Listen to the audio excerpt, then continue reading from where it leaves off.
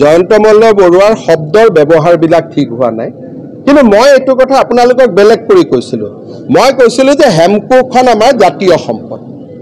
আৰু হেমকোক যোনে তোনে প্ৰচাৰ কৰিব পাৰে হেমকোক ইজ নট আণ্ডাৰ কপিৰাইট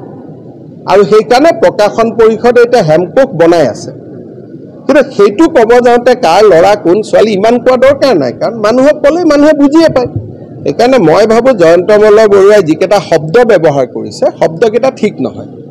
কাৰ ল'ৰা নাই কাৰ খুৰাক কাৰ ভতিজাক এইবিলাক কোৱা কি দৰকাৰ আছে এটা শব্দই ক'লে হ'ল যে হেমকোক অভিধানখন এতিয়া জাতীয় সম্পদ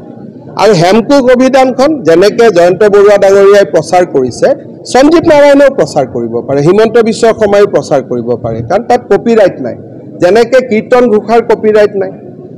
যেনেকৈ নামঘোষাৰ কপিৰাইট নাই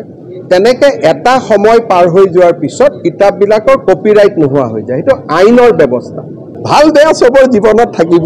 আৰু মইতো জানো সৰু মানুহ কোৱা নাই কৈছে সাধাৰণ ঘৰৰ মানুহ মোৰ মতেদি তেনেকুৱা ক'ব লাগে আৰু যদি কোনোবাই কাবাক সৰু মানুহ বুলি কৈছে এইটো বহুত ডাঙৰ ভুল কৈছে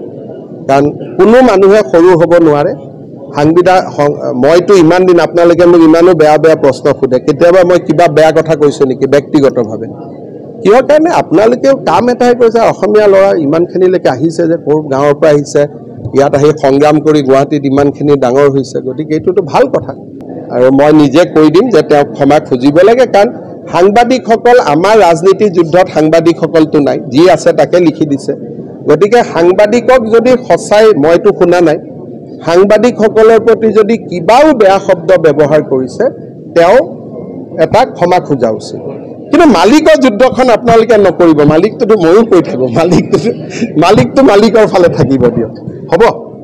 আৰু জয়ন্ত মল্ল বৰুৱাই যদি সঁচাই কিবা কৈছে মই শুনা নাই ময়ো ক্ষমা খুজিছোঁ কাৰণ আপোনালোকক বেয়া কোৱাৰ কোনো অধিকাৰ তেওঁৰ নাই আৰু আপোনালোকে দায়িত্বহে পালন কৰিছে